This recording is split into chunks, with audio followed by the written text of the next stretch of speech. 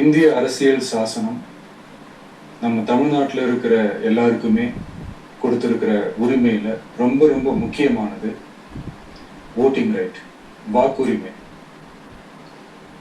ஒரு மனுஷன் உயிரோடு இருக்கான்றதுக்கு அடையாளமாக இருக்கிறதுல அவனோட ஓட்டுரிமை ரொம்ப முக்கியம்.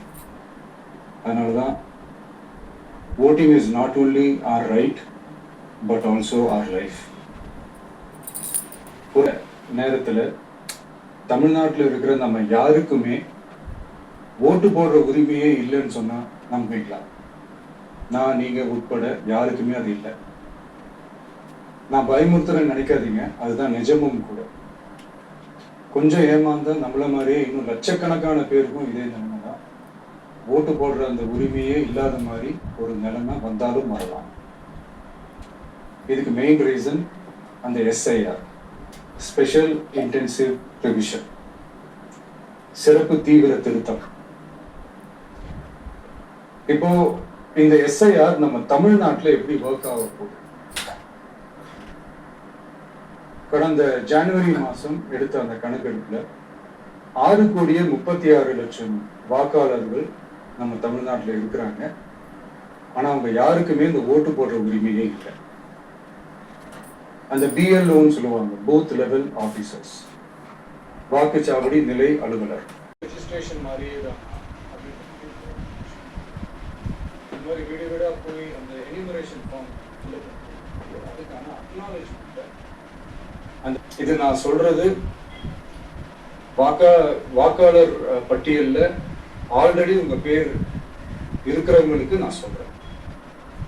இப்போ புது வாக்காளர்கள், ஃபர்ஸ்ட் டைம் ஓட்டர்ஸ், அவங்களுக்கு ஃபார்ம் 6ன்னு ஒன்று இருக்கு.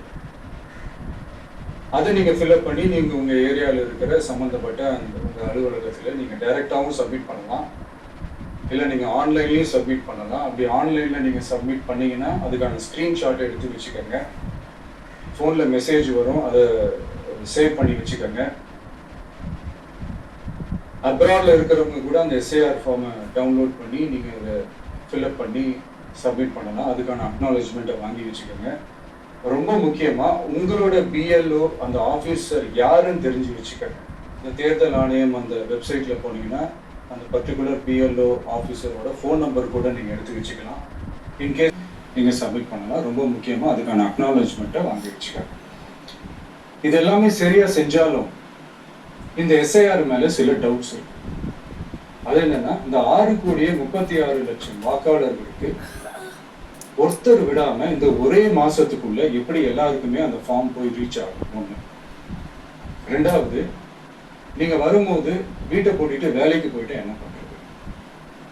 இப்ப நீங்க வருவீங்கன்றதுக்காக வேலையெல்லாம் விட்டுட்டு வீட்டுக்குள்ளேயே உட்கார்ந்துட்டு இருக்கணுமா? உழைக்கிற மக்கள், ஏழைகள், வேலைக்கு போற பெண்கள், இவங்களுக்கு யார் கரெக்டான அந்த பதில் சொல்ல போகுது? ஒரு நியாயமான எஸ்ஐஆர்னா என்ன நடக்கும்? இப்போ இறந்து போனவங்களை மார்க் பண்ணி அதை டிலீட் பண்ணணும். இப்போ போலி வாக்காளர்கள் இருந்தாங்கன்னா அவங்கள மார்க் பண்ணி டிலீட் பண்ணணும். இப்போ ஆல்ரெடி ஓட்டு இருக்கிறவங்களுக்கு எதுக்கு இந்த ரெஜிஸ்ட்ரேஷன் என்ற பேர்ல இவ்வளவு குழப்பங்கள் அப்படின்றதான் இங்க கேள்வி. இப்போ புதுசா வர வாக்காளர்களையோ இல்ல ஓட்டு இல்லாதவங்களையோ சேர்த்தா பார்த்தாதான். இப்போ ரீசெண்டா நடந்த எலெக்ஷன் 2021, 24 எப்படி எல்லாருமே ஓட்டு போட்டோம். அதுல ஓட்டு போட்டவங்க கூட இப்ப புதுசா ரெஜிஸ்டர் பண்ணணும்னா அது ஏன் அந்த கன்ஃபியூஷன் அப்படின்றத நாங்க கேட்கிறோம். அதனாலதான் நாங்க எஸ்ஐஆர் எதிர்க்கிறோம். இப்போ புதுசா சில கம்ப்ளைண்ட்ஸ்லாம் வர ஆரம்பிக்குது. அது என்னன்னா, முக்கியமா நம்மளுடைய டிவிகே தோழர்களுக்கு அந்த ஃபார்ம் கிடைக்க மாட்டேங்குது, கொடுக்க மாட்டேன்றாங்க அப்படின்ற சில கம்ப்ளைண்ட்ஸ். இது யார் பண்றாங்க அப்படின்றது நான் தான் சொல்லி தெரிய வேணும்னு ஒன்றும் அவசியம் இல்லை உங்களுக்கு. இப்போ இருக்கிற ஆட்சியாளர்கள், அவங்களுக்கு கைப்பாவையா இருக்கக்கூடிய சில பேர் இதை செய்ய ஸ்டார்ட் பண்ணியிருக்கிறாங்க. அதனால மைடியர் வர்ச்சுவல் வாரியர்ஸ், இதை சாதாரணமாக எடுத்துக்காதீங்க. இது எல்லாருக்குமே அந்த ஃபார்ம் போய் ரீச் ஆகணும். இதுல ரொம்ப உறுதியா இருக்கு.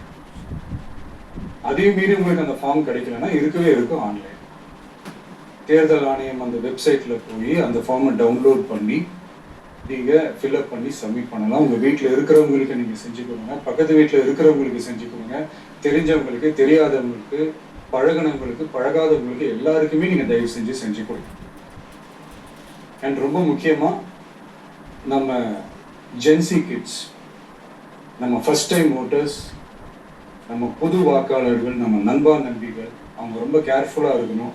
நான் ஆல்ரெடி சொன்ன மாதிரி உங்களுக்கான ஃபார்ம், அந்த ஃபார்ம் நம்பர் 6, அதை கரெக்டான டீட்டெயில்ஸோட கரெக்டான உங்கள் டாக்குமெண்ட்ஸை வச்சு அதை சப்மிட் பண்ணுங்க. ஏன்னா வரப்போகிற தேர்தலில் நீங்கள் தான், அந்த ஜென்சி வாக்காளர்கள் தான் மிக முக்கியமான ஒரு ஃபோர்ஸ் அப்படின்றது எல்லாருக்குமே தெரிஞ்ச ஒரு விஷயம். அதனால உங்களை டிஸ்டர்ப் பண்ணுறதுக்கு, உங்கள் பேர் அதில் இன்க்ளூட் பண்ணாமல் செய்கிறதுக்கு என்னென்ன வேலைகள் செய்யணுமோ, என்னென்ன தில்லுமுள்ளு வேலைகள் செய்யணுமோ எல்லாமே அவங்க செய்வாங்க. இது நமக்கு எல்லா திசையிலையும் எல்லா பிரச்சனைகள் கொடுத்துட்டு தானே இருக்கிறாங்க. அது டிஃபால்ட்டாக நடந்துட்டு தான் இருக்கும், அது ஒன்றும் பண்ண முடியாது. ஸோ அந்த மாதிரி ஓட்டு போடுற விஷயத்துலையும் அவங்க என்ன உத்தமராக மாறவா போகிறாங்க. சில மீட்டிங்ஸ்லாம் பண்ணிட்டு இருக்கிறாங்க. அதனால தோழர்களே, வரப்போகிற தேர்தலில் நம்ம யாருன்னு காட்டணும், நம்ம பலம் என்னன்னு காட்டணும். அதுக்காக அந்த பலமான, அந்த பவர்ஃபுல்லான ஆயுதத்தை நம்ம கையில் எடுக்கணும். அந்த ஆயுதம் வேற எதுவுமே இல்லை, ஓட்டு, வாக்கு, ஜனநாயகம். அது இருந்தால் தான் நம்ம அந்த வெற்றியை நோக்கி நம்மளால பயணிக்க முடியும். தமிழ்நாடே அந்த வாக்குச்சாவடி முன்னாடி திரண்டு நிற்கணும். அதை பார்த்துட்டு தமிழ்நாடே தமிழக வெற்றி கழகமா, இல்லை தமிழக வெற்றி கழகம் தான் தமிழ்நாடா அப்படின்ற மாதிரி இருக்கும்.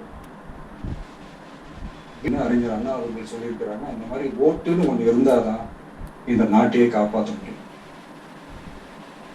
அப்புறம் இன்னொரு முக்கியமான விஷயம், அந்த எனிமரேஷன் ஃபார்ம் நீங்கள் ஆன்லைனில் நீங்கள் ஃபில்அப் பண்ணும்போது அது ஒரு சில ப்ராப்ளம்ஸ் வர்றதுக்கு வாய்ப்பு இருக்குது. அது உங்களுடைய ஓட்டர் ஐடியில் இருக்கிற உங்கள் பேரும், ஆதார் கார்டில் இருக்கிற பேரும், அந்த ஸ்பெல்லிங், இனிஷியல்ஸ் எல்லாமே ஒரே மாதிரி இருந்தால் தான் அது அக்செப்ட் ஆகும், இல்லைன்னா அக்செப்ட் ஆகாது.